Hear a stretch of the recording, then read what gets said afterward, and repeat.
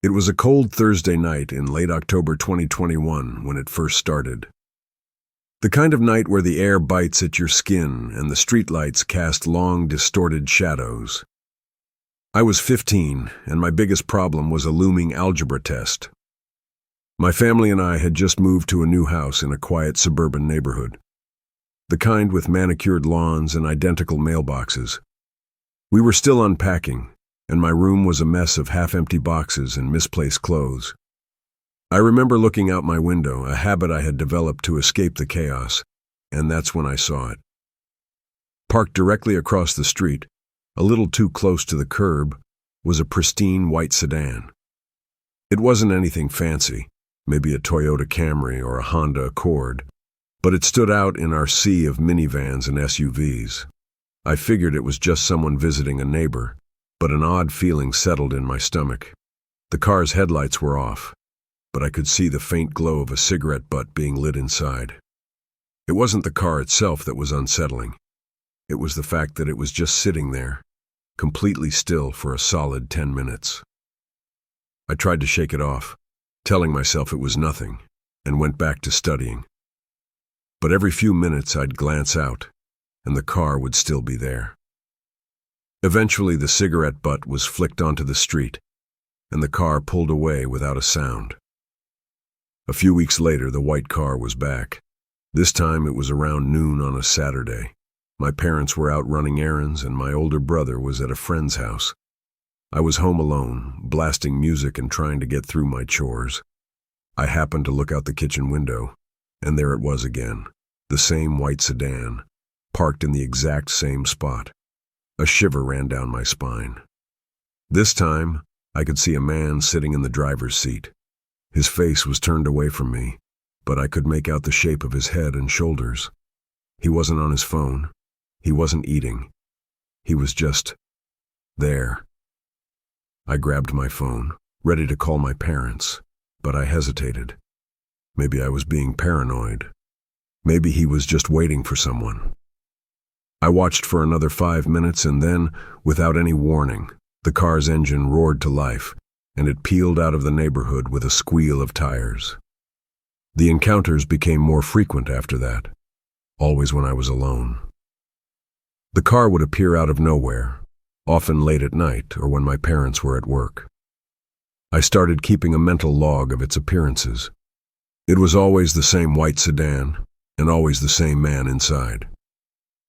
I never saw his face clearly, just a profile or a silhouette. I tried to talk to my parents about it, but they dismissed my concerns. "It's probably just a neighbor," my dad said. "You're new to the area. You'll get used to it." But I knew it wasn't a neighbor. The feeling in my gut told me it was something else, something sinister. The first time I saw his face was a few months later, at a movie theater parking lot. My boyfriend Mark and I had just finished watching a movie and were walking back to his car. The parking lot was mostly empty, and the air was thick with the smell of popcorn and exhaust fumes. As we approached Mark's car, I noticed a familiar shape in my periphery, the white sedan. My heart hammered against my ribs. It was parked 2 rows over, its headlights off. I tried to pull Mark away, but he was already fumbling with his keys. I told him about the car, but he just laughed. "It's probably a coincidence," he said, trying to reassure me. "Lots of white cars in the world, babe." But my eyes were glued to the driver's side window, and that's when I saw him. He was a man in his late 40s or early 50s, with a face that was completely devoid of emotion.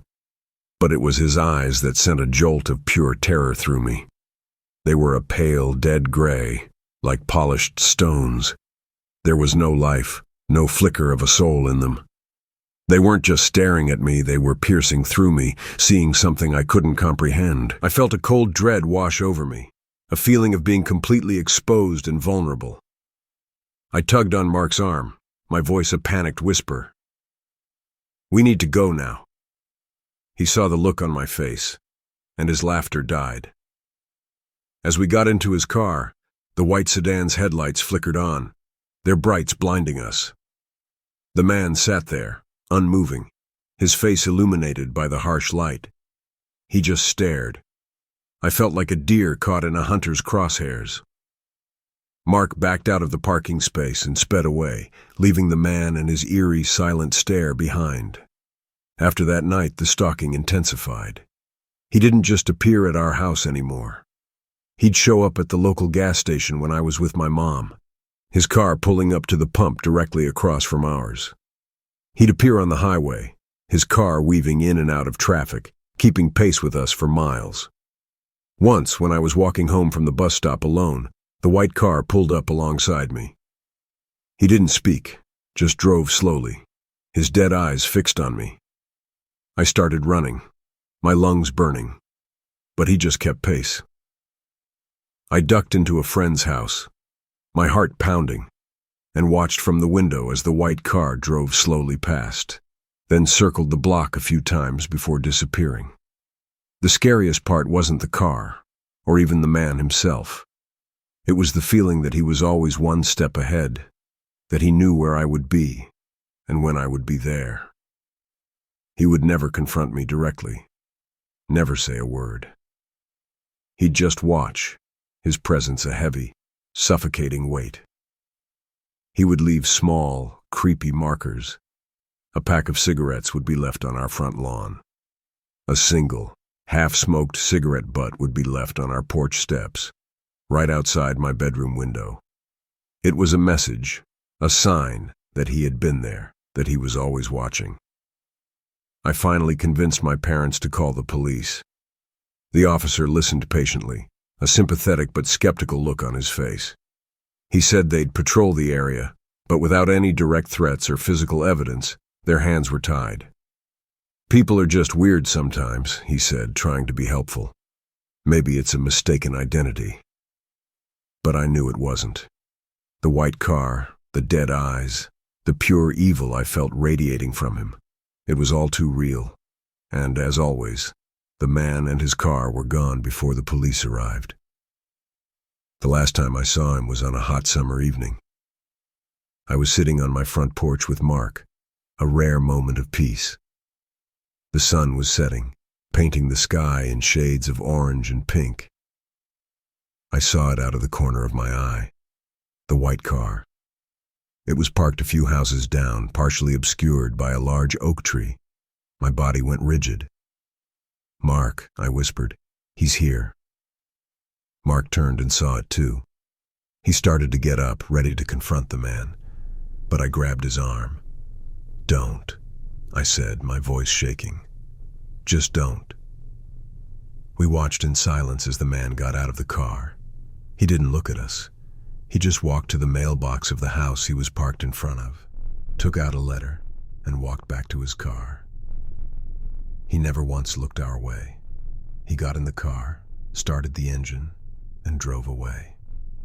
As he passed our house, his eyes finally met mine. There was no stare, no evil glare, just a fleeting, almost apologetic look. And then he was gone. He never came back. The white car never appeared again.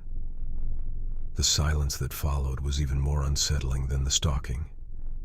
I felt like I was in a horror movie where the monster just disappears, leaving you with the chilling thought that it's still out there, somewhere, waiting. To this day, I can't look at a white sedan without a jolt of fear. I still find myself checking my rearview mirror, a knot of dread in my stomach. Was he a stalker? A serial killer? Or was he just a disturbed man who had picked me for a reason I'll never know? The lack of an answer, the sheer terrifying ambiguity of it all, is what still haunts me. That and the memory of those dead soulless The memory eyes. of pure evil, parked right across the street. It was a drizzly Thursday in late March 2018 when my uncle, his wife, and their 2 kids piled into their beat-up pickup truck for the 3-hour drive from Tulsa to a desolate tract of land in southeastern Oklahoma. He was convinced he'd found the deal of a lifetime, a sprawling 50-acre plot that he swore would be a perfect future home, something to build up and pass down. He'd been talking about it for weeks, The kind of non-stop chatter that you just learn to tune out at family gatherings. I only got roped into this little field trip because I was the only one in the family with a car big enough to fit everyone, a 2016 Ford Explorer that was a few years old, but still looked brand new. I didn't want to go, not really. I had a paper due for my American Lit class and a fridge full of leftovers that needed to be eaten. But my uncle can be pretty persuasive, and he promised me a steak dinner afterward. A free steak dinner is hard to pass up, so I found myself driving down a long, winding dirt road, the kind of road where the trees hang over the top like a tunnel, and the only sound is the rhythmic thud of the tires on the uneven ground. We finally arrived at a small, rusted gate. We all hopped out of the car, and my uncle pulled out a map. The air was heavy and damp, and the trees were so thick it felt like we were in a cave. I could feel a chill on my skin even though it wasn't that cold. The ground was soft and muddy, and the trees were tall and skinny, the kind that looked like they were reaching for the sky. It was quiet, too, a kind of quiet that feels unnatural. My uncle's kids, 8 and 10, usually bickered non-stop, but even they were silent, a little too close to their mom. I was starting to feel a little uneasy, the kind of feeling you get when you're alone in a house at night and you hear a floorboard creak. I told myself it was just the isolation, the unfamiliarity of being so far away from civilization. I tried to shake it off, but the feeling just wouldn't go away. As we walked deeper into the woods, the feeling grew. It was a prickly sensation on the back of my neck, the kind that makes you want to turn around and look behind you. It felt like we were being watched. I looked around, trying to spot something, anything, a deer, a squirrel, a bird, but there was nothing. The trees just seemed to close in around us, their branches like long, spindly fingers reaching out to grab us. The silence was getting to me. I finally had to break it, so I started making small talk with my uncle. "So what are you going to do with all this land?" I asked, my voice a little too loud. He started talking about all his grand plans, but his voice was a little shaky, and he kept looking around nervously. I could tell he felt it too. We were about a half-mile in when we came across a small clearing. In the middle of the clearing was a tiny, dilapidated shack, no bigger than a garden shed. It was old, the wood was rotting, and the roof was caving in. The front door was slightly ajar, and a thick, sweet smell wafted out. It was a strange mix of something rotten and something artificial, like a combination of decay and a cheap air freshener trying to cover it up. The smell was so strong it made my stomach churn. My uncle's wife held a hand to her nose and said, "What in the world is that?" My uncle, being the adventurous one, decided he wanted to go inside. "Just a quick look," he said, pushing the door open further. The kids and his wife stayed outside, but I followed him in, a sense of morbid curiosity pulling me along. Inside it was dark and stuffy, the air thick with that awful, cloying scent. There was a small wooden table in the middle of the room, a rusted cot in the corner, and a few scattered rags on the floor. Everything was covered in a thick layer of dust, and cobwebs hung from the ceiling like strands of a tattered On the table was a single greasy candle, and beside it, a half-empty mug of what looked like old coffee. It was strange. The shack was so old and falling apart, but these items felt recent, almost like someone had just left. A deep sense of unease settled in my stomach. I looked at the mug and the candle, a weird mix of disgust and fascination. "We should go," I said, my voice barely a whisper. My uncle didn't answer. He was staring at a small pile of something in the corner, a dark, viscous puddle on the floor. It was too dark to see what it was, but the smell was emanating from it, a foul, metallic scent. My uncle finally turned to me, his eyes wide. "Let's get out of here," he said, and for the first time his voice held a note of genuine fear. We practically ran back to the car. My heart was pounding, and the feeling of being watched was stronger than ever. The silence of the woods felt menacing now, a sign that something was hiding just out of sight. We reached my car and piled in, the kids in the back, my uncle and his wife in the passenger seat. My uncle's wife let out a small gasp. "Look," she said, pointing to the driver's side door. There was a long, deep scratch on the side of the car, running from the front fender all the way to the back. It was a thick, jagged line, the kind that can only be made with something sharp and heavy. It wasn't there before. I was positive. I'm a stickler for keeping my car clean, and a scratch like that would have been the first thing I noticed. My uncle's face was pale. "It's nothing," he said, his voice unconvincing. "Must have hit a branch on the way in." But the scratch was too deep, too deliberate. It looked like someone had taken a key, or something heavier, and just dragged it across the paint. We got out of there as fast as we could. The engine roared to life, and I spun the tires on the dirt road, kicking up a cloud of dust. We drove in silence for a while, the kids quietly playing on their tablets, my uncle and his wife staring out the window, lost in their own thoughts. I was replaying the whole thing in my head, the feeling of being watched, the smell in the shack, the scratch on my car. It was all a bit too much of a coincidence, and I couldn't shake the feeling that something had followed us. Maybe it was just a coincidence, I thought. Maybe a stray branch did scrape the car, and maybe that smell was just some kind of animal den. But it didn't feel right. It felt like something was trying to send us a message to get out and stay out. The sun was starting to set, and the sky was a bruised purple, streaked with orange and pink. We finally reached the main road, a 2-lane asphalt highway that stretched on forever. I felt a sense of relief, the feeling of being back in the real world. But as we rounded a bend, the relief was shattered. Ahead of us, in the middle of the road, was a large animal carcass. I slowed down, my foot hovering over the brake pedal. It looked like a deer, but it was so mangled and disfigured that I couldn't be sure. The smell of burning flesh filled the air, acrid and sickening.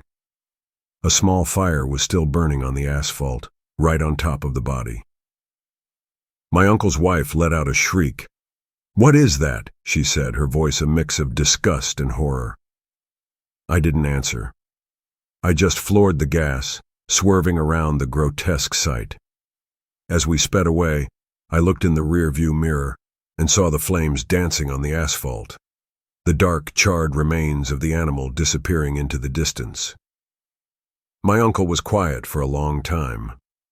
Finally, he turned to me, his face grim.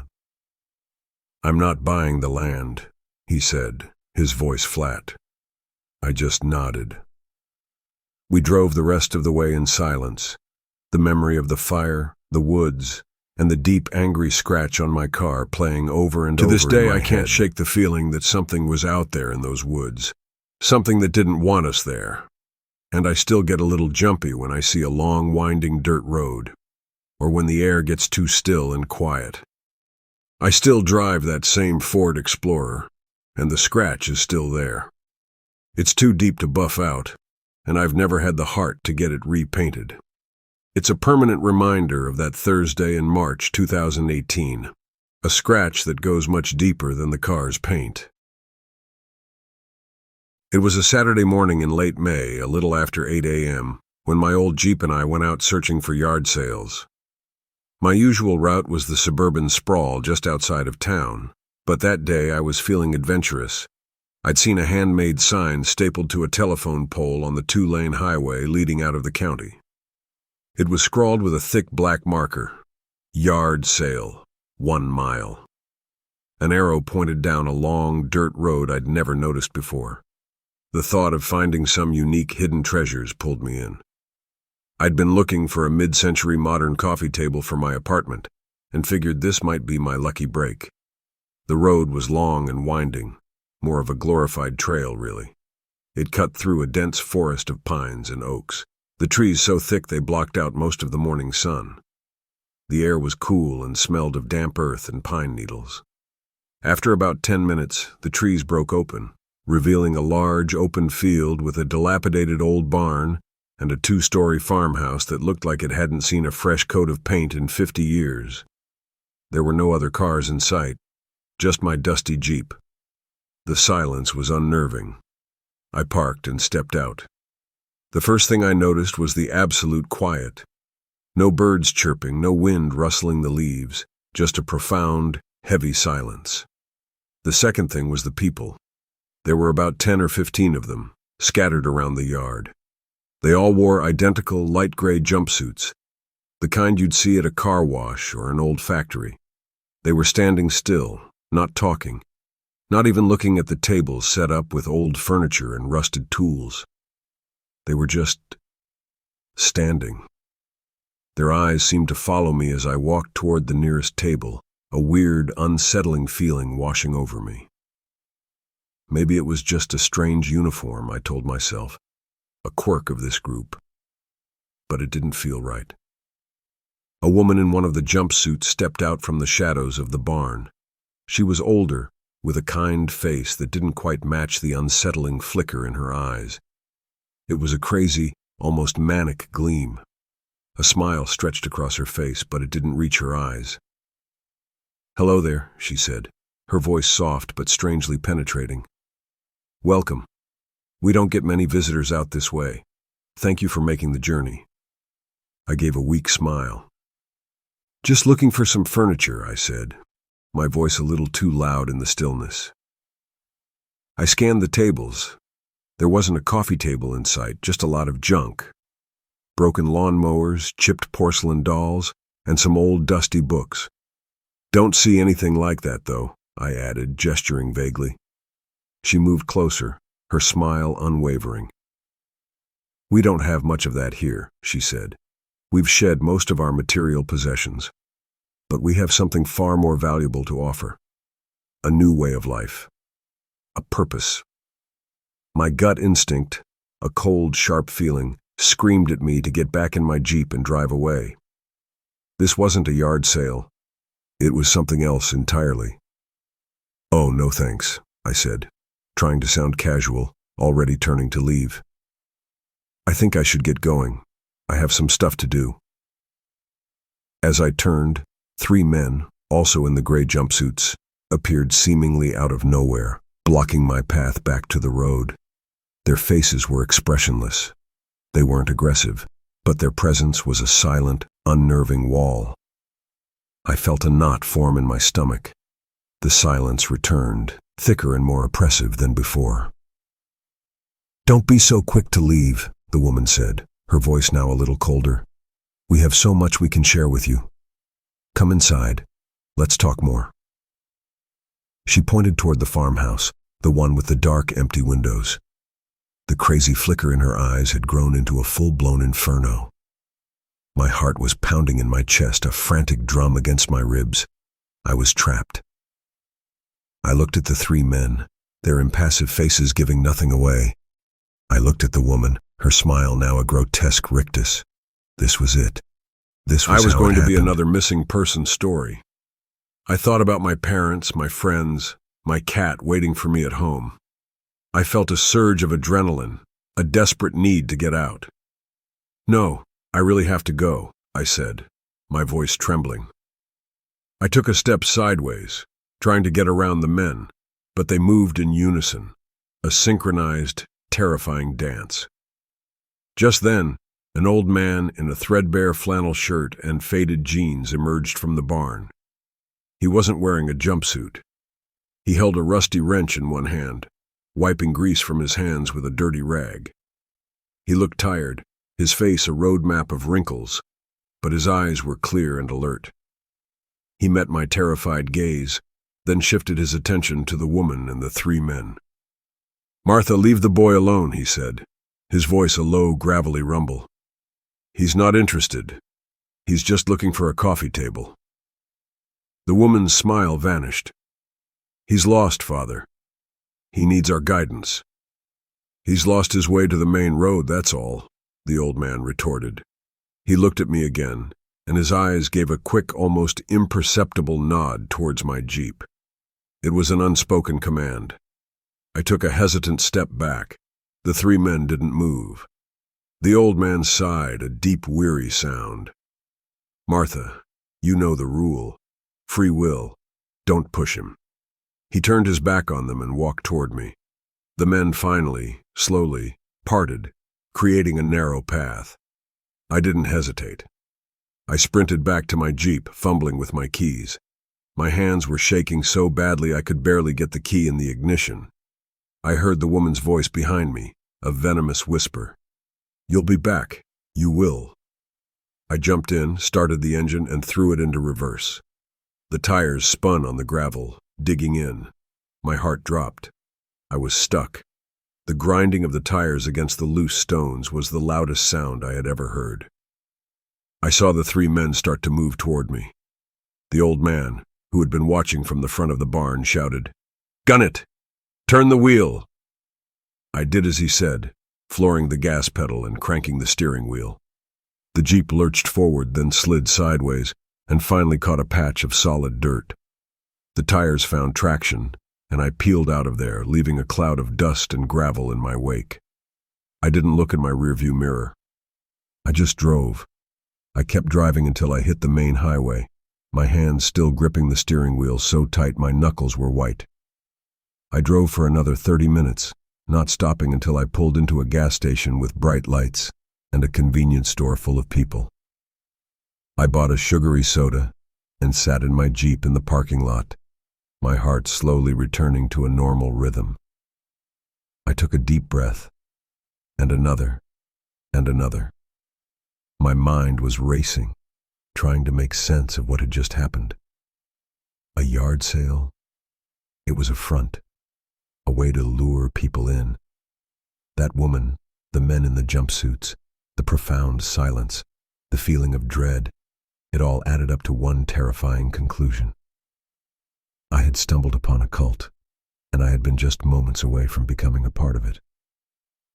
I never did find a coffee table, but I did find something far more valuable that day. A renewed appreciation for my freedom, and a chilling new understanding of the darkness that can lurk just a mile off the beaten path. I still have the image of the old man's face seared into my memory, the one with the clear, weary eyes. He saved me. But I can't shake the question of why he was there, a lone dissenter in a sea of gray.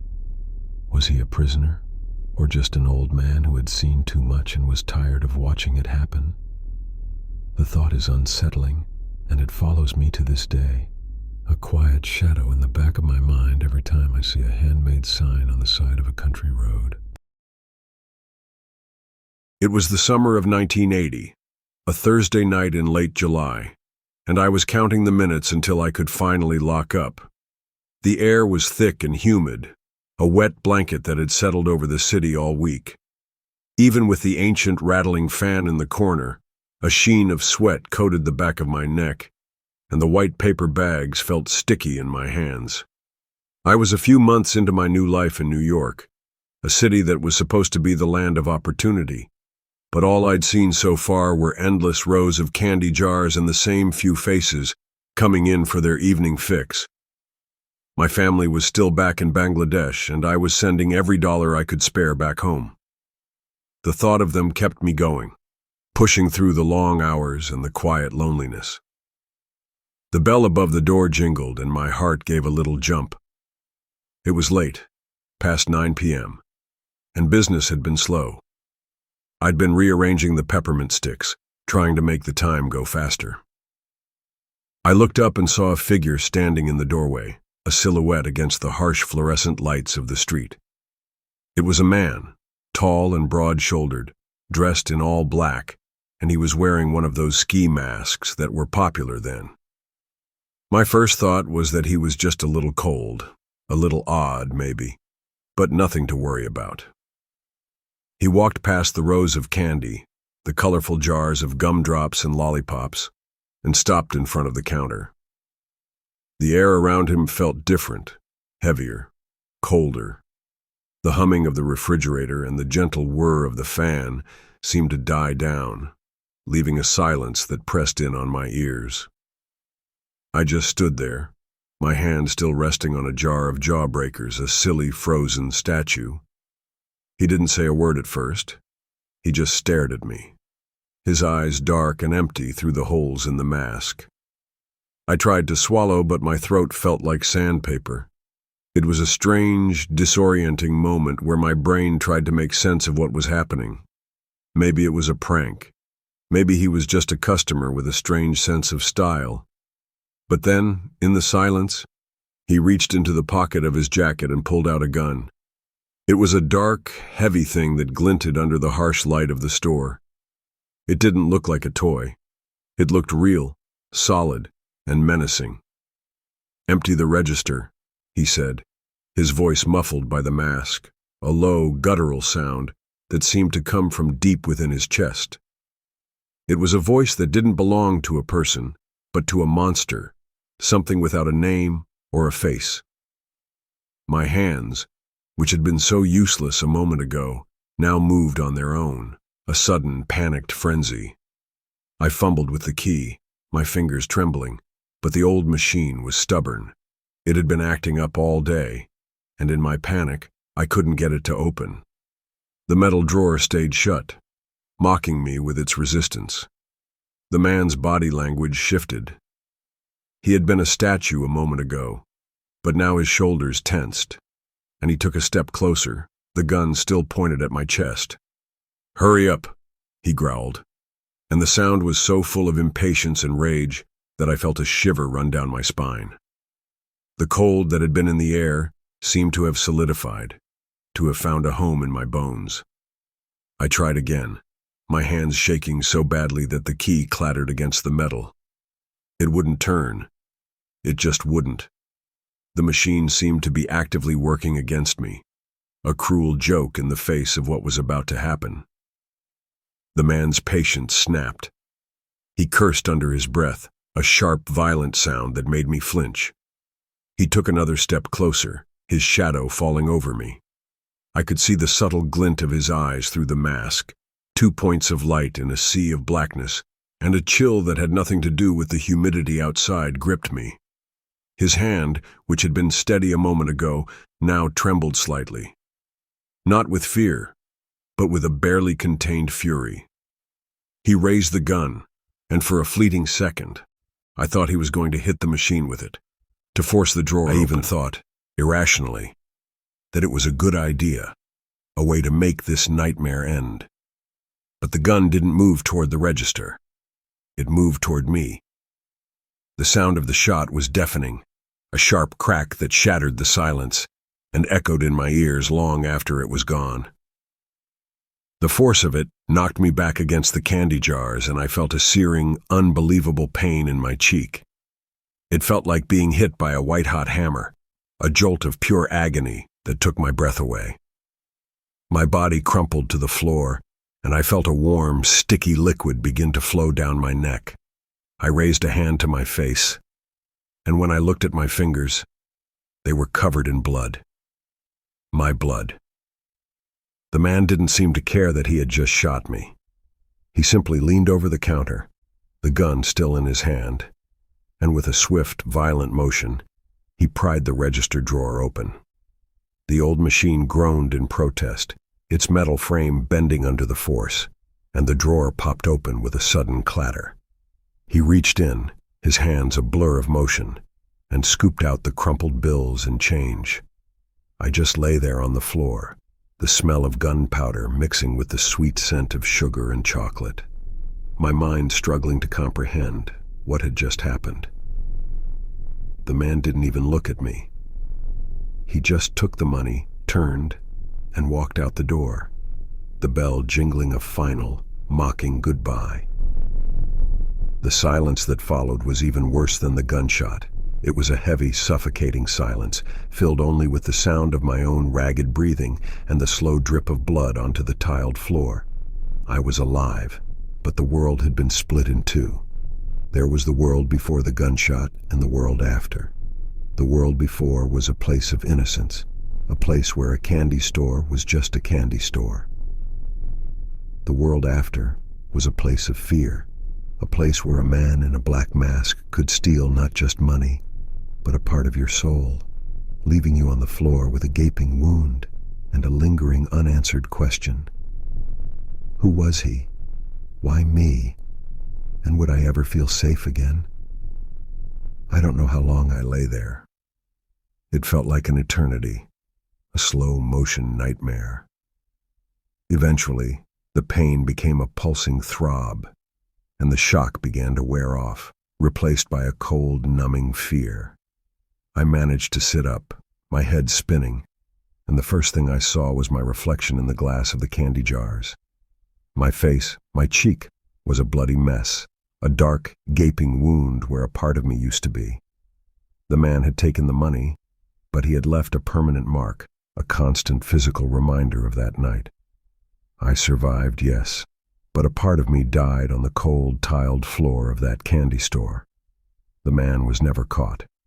The police came, asked their questions, and left with nothing but a crime scene and a scared immigrant with a story no one seemed to believe.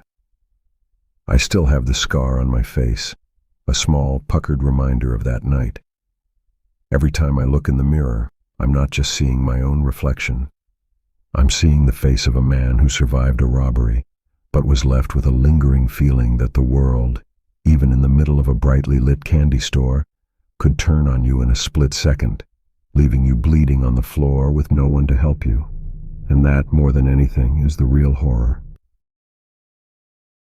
It was a chilly, unremarkable Thursday night in late October 2021 when the first real unsettling thing happened.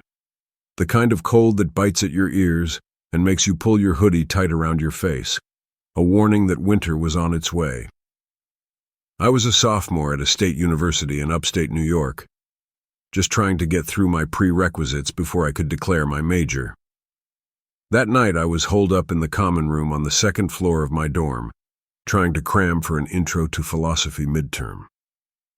The room was mostly empty, just me and a few other tired souls scattered at tables, bathed in the harsh, flickering fluorescent light that always hummed like a low-grade headache. I had my headphones in, the sound of a study playlist a weak shield against the silence, when he sat down at the table across from me. Jeremy. He was a drama student, a year older than me, and the kind of guy who made you feel uneasy without a single word being said. He had a reputation on campus, the kind you heard in hushed whispers in the cafeteria line or in the laundry room. He'd been in the school play freshman year, something about an avant-garde take on a classic tragedy, and apparently he'd taken his role as a brooding, intense antagonist a little too seriously. People talked about him showing up where he wasn't invited, staring from a distance, and being a little too touchy-feely. I didn't want to engage, so I kept my eyes glued to my textbook, but I could feel his gaze on me, a physical weight.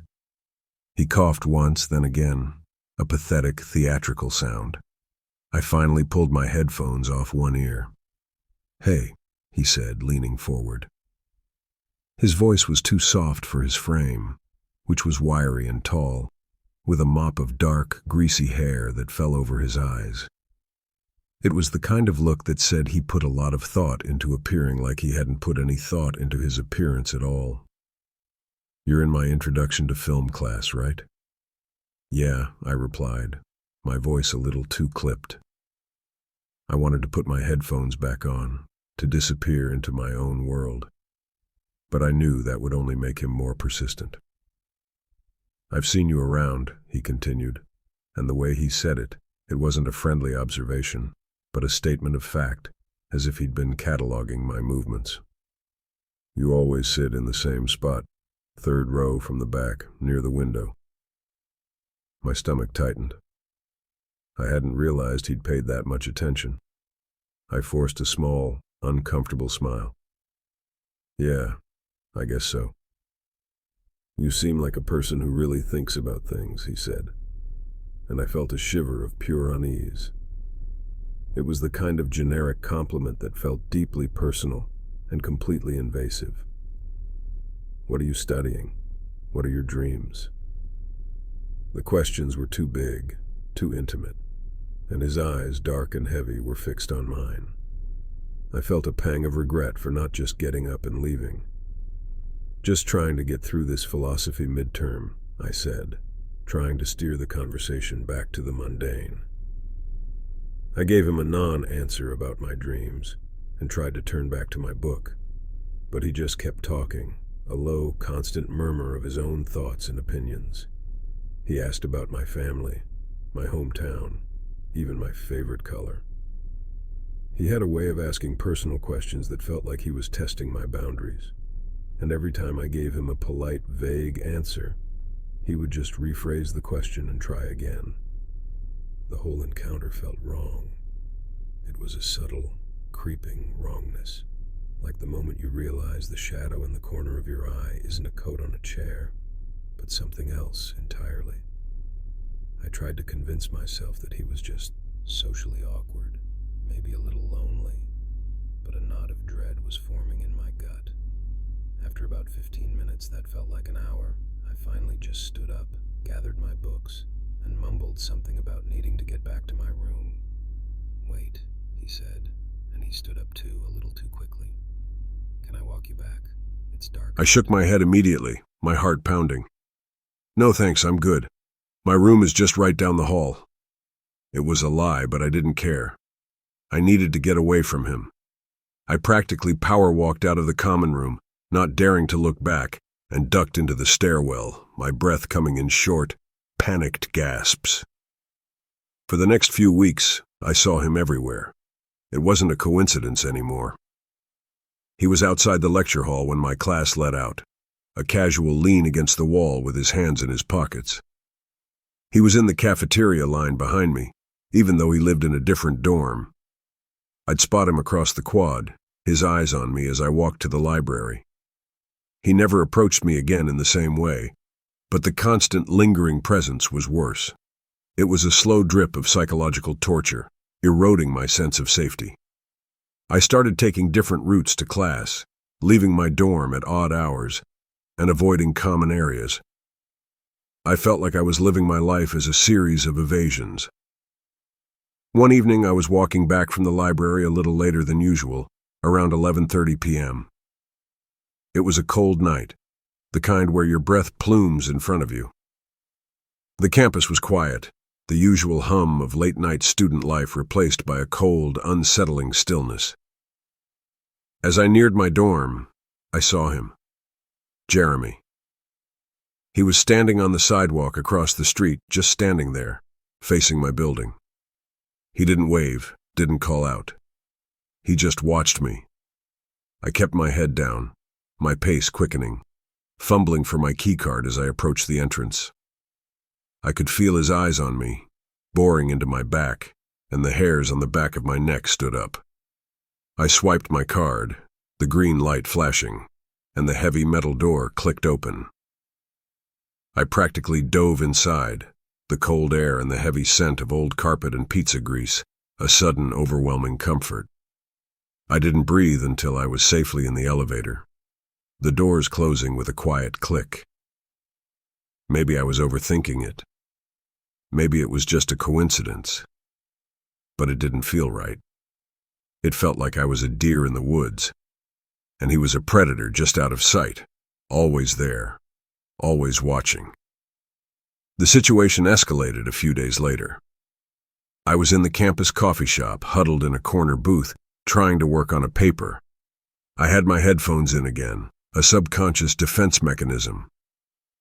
The shop was busy, full of the comforting clatter of mugs and the low murmur of conversations. Suddenly, I felt a tap on my shoulder. I pulled my headphones off and looked up. It was Jeremy. "Can we talk?" he said, his voice a low, intense whisper. "I need to talk to you. You're the only one who understands." He was standing too close, his face pale and clammy, his eyes wide and a little manic. I could smell something on him, something sweet and stale, like unwashed clothes and too much sugar. A sudden wave of panic washed over me. I shook my head, my mouth suddenly dry. I can't right now. I have to finish this paper." "It'll just take a minute," he insisted, his hand reaching out as if to grab my arm. "Dude!" She said no. a voice said sharply. A guy from my dorm, a quiet engineering student named Ben, was standing a few feet away, holding a coffee cup. I'd seen him around, but we'd never spoken. He was looking at Jeremy with a hard, flat expression. Jeremy's hand dropped, and he took a step back. His expression shifted from manic desperation to cold, hard rage. He glared at Ben, then turned back to me, his eyes now narrowed to slits. "I'll see you later," he spat, and the words were not a promise but a threat. He turned and stormed out of the coffee shop, the bell above the door jangling violently behind him. I felt a dizzying rush of relief and fear. Ben just stood there, his gaze calm. "You okay?" he asked. I nodded, my voice a whisper. "Thank you. Thank you so much." He just shrugged. "No problem. Just be careful. He's got a reputation." The encounter left me shaking. The ambiguity was gone. This wasn't a misunderstanding or a social faux pas. It was a full-blown stalking situation, and now he knew he couldn't just approach me in public. The threat he made, "I'll see you later," echoed in my head like a death knell. I went to the resident advisor, RA, on my floor as soon as I got back to my dorm, but she just gave me a sympathetic but ultimately unhelpful look. "I've heard about him," she said, her voice low. "But without a direct threat or proof, the university can't do anything." She told me to lock my door and be vigilant. It was a cold comfort. That night was the worst. It was around 2 a.m. I was trying to fall asleep, my mind racing, when I heard it. A quiet tap. Tap. Tap. It was coming from outside my window. My window was on the first floor, a thick pane of glass looking out onto a narrow strip of lawn that separated my dorm from the next. The sound was too precise to be a branch swaying in the wind. I sat up in bed, my heart hammering against my ribs. Tap. Tap. Tap. The sound continued, steady and persistent. I slid out of bed and crept to the window, pulling back the corner of the curtain. My breath hitched. He was there. Jeremy. He was standing on the lawn, just inches from the glass, his face a pale, distorted mask in the moonlight. He was staring directly at me, and in his hand he was holding a small rock, tapping it against the window pane. I froze. I didn't know what to do. My mind was screaming at me to call someone, to scream, to run, but my body felt like it was encased in ice. He stopped tapping and just stared, his eyes wide and unblinking. It was the most terrifying stare I had ever experienced. It was not a look of lust or even anger, but something far more chilling, a look of pure, focused obsession. He was like a shark, a creature of singular, unwavering purpose. He mouthed something, but I couldn't make it out. Then, he raised a single finger and slowly traced a heart on the condensation on the glass. I finally snapped out of my paralysis, a choked gasp escaping my lips. I let the curtain fall and scrambled back, my heart pounding so hard I felt like it was going to burst through my chest. I grabbed my phone and dialed my friend, but my hands were shaking so much I could barely press the numbers. She answered, her voice sleepy and confused. "Hello?" "He's here," I whispered, my voice ragged. "He's outside my window." I didn't have to explain who he was. She was already on the phone with the RA and then with campus police. As I waited, crouched in the corner of my room, I heard another sound. It was the scraping sound of something trying to get in, a quiet, metallic scratching at my window frame. It was followed by a loud, single thud, and then the sound of the screen being ripped away. He was trying to get in. I scrambled to my door, locked it, and then pushed my heavy dresser in front of it. The scraping sound of the furniture a pathetic shield. Then, the scariest sound of all. Knock, knock, knock. The sound was coming from my door, not the window. He must have given up on the window and somehow made his way to my door. "I know you're in there." His voice was a low growl, muffled but audible through the wood. "Open the door. We need to talk." I didn't answer. I just stood there, breathing heavily, gripping my phone so tightly my knuckles were white. The knocking grew more frantic, more violent. "Open the door," he screamed, and then I heard a sound that made my blood run cold, the dull thud of a body slamming against the door. He was trying to break it down. Another thud, louder this time. The door frame was groaning. I squeezed my eyes shut, tears streaming down my face. My whole body was trembling. Just as I thought the door was going to give way, I heard the sirens. The sound was faint at first, a distant wail that grew louder and louder until it was a piercing, glorious shriek right outside the building. I heard the sound of stopped. footsteps pounding down the hallway, and then the sound of a voice yelling, "Campus police, get on the ground!" A moment of silence, and then a faint scuffle. I stayed in the corner shaking for another 10 minutes before my RA knocked softly. "It's me," she said. "They got him. He's gone." I finally moved, my legs like jelly, and slowly pulled the dresser away from the door. I opened it a crack, and she was standing there, her face grim. 2 campus police officers were walking down the hall, holding Jeremy between them.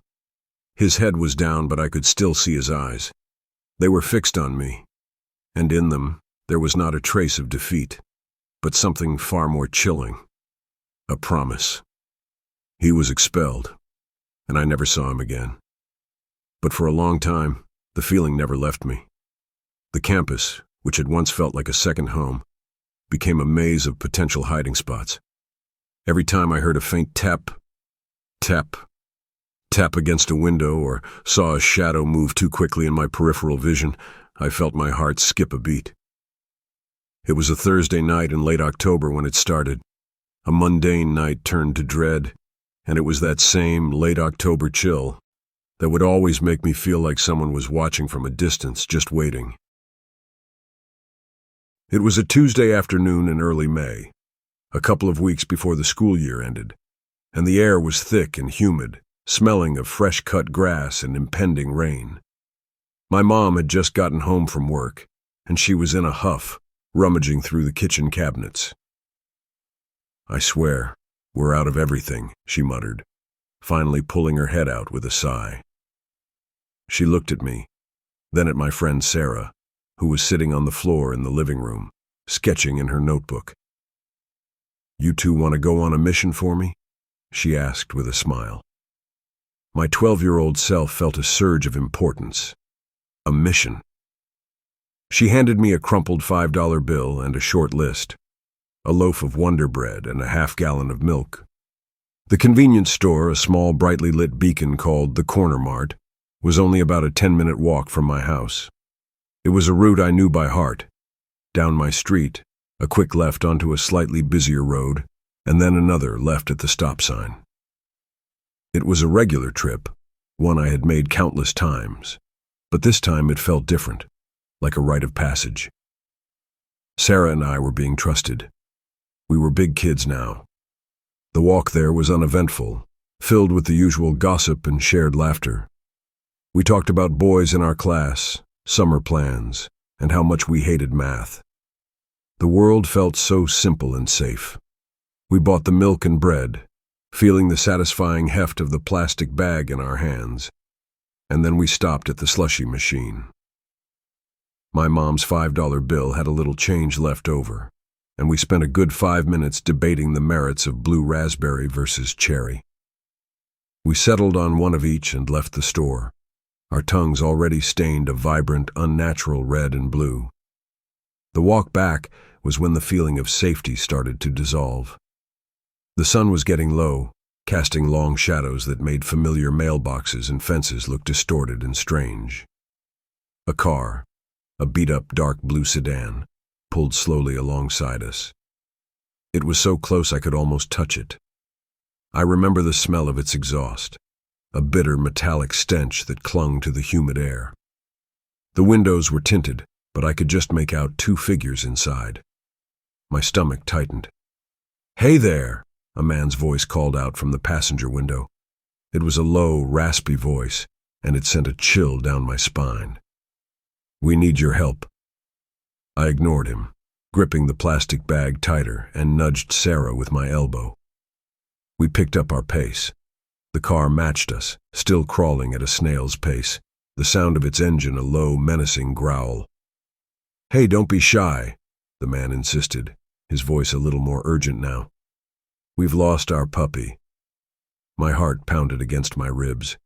A lost puppy, the classic lure. My mom had warned me about this exact scenario. She told me never to get in a car with strangers, no matter what they said. Lost puppy, need directions. I'm a friend of your parents. All of them were traps. It felt like an ancient lesson from a different life. But now, hearing those words, they were suddenly real, terrifying, and right here in the present. "We have to help him," Sarah whispered, her face pale. She was a year younger than me, and her innocence was a fragile, dangerous thing. "No," I said, my voice firm despite the tremor in my chest. "We keep walking." We sped up again, our sneakers slapping against the pavement. The car accelerated with us. The driver, a shadowy figure I couldn't make out, looked over at us. The way he looked at us felt less like he was looking at two girls, and more like he was sizing up two objects. My mind screamed at me. Run. Run now. I grabbed Sarah's hand, and we broke into a sprint. The car's engine revved. It was a terrifying sound, a mechanical roar that seemed to swallow the quiet suburban street. We veered off the pavement and onto the grass, cutting through a neighbor's yard, trying to put as much distance between us and that car as possible. My lungs burned, and the plastic bag with the milk and bread felt like a lead weight.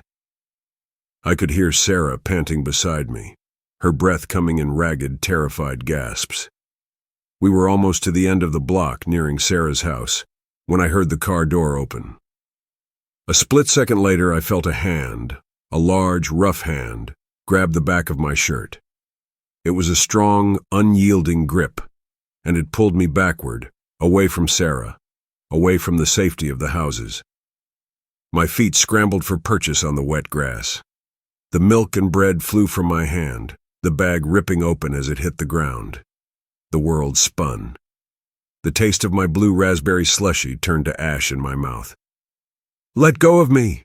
I screamed, a raw, desperate sound. I thrashed and kicked, but it was no use. The man's grip was iron.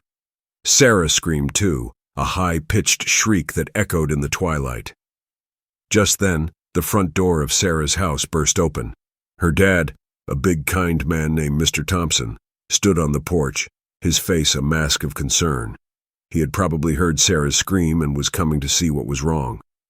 When he saw me being dragged, his concern evaporated, replaced by a flash of pure, unadulterated rage. He didn't hesitate. He came charging off the porch, a wooden baseball bat clutched in his hand. I had seen him use that bat to hit home runs during our neighborhood games, but the way he held it now was different. It wasn't for a game. It was a weapon. He didn't yell or make a sound. He just ran. The man holding me saw him coming, and his eyes widened. He let go of my shirt and scrambled back toward the car. The second man, the driver, had the car door open, and they both dove inside. The car screeched away, the tires spitting gravel, and then it was gone, swallowed by the winding streets of our quiet neighborhood. I stood there trembling, my legs feeling like they were made of jelly. The air was silent now, save for my own ragged breathing and the thumping of my heart. Sarah's dad was beside me, his hand on my shoulder, the baseball bat still clutched in his other hand. He didn't say anything, but his presence was a physical comfort. He picked up the scattered milk and bread from the grass, his movements slow and deliberate. That night, my mom and dad listened to my story with grim faces. They called the police, and my dad went to the store to get me a new carton of milk and a loaf of bread, but the objects felt different now. The bread felt heavy, the milk carton cold and unforgiving. The innocence of that simple errand was gone, shattered on the wet grass. After that day, kids weren't allowed to walk to the store alone anymore. We were chauffeured in cars, our freedom curtailed, A small price to pay for the terrifying realization that even on a quiet suburban street, danger could lurk just around the corner, waiting to grab you. I've never been able to forget the sight of that dark blue car or the feeling of that rough hand on my shirt, a terrifying memory that still sends a shiver down my spine every time I see a beat-up sedan on the road.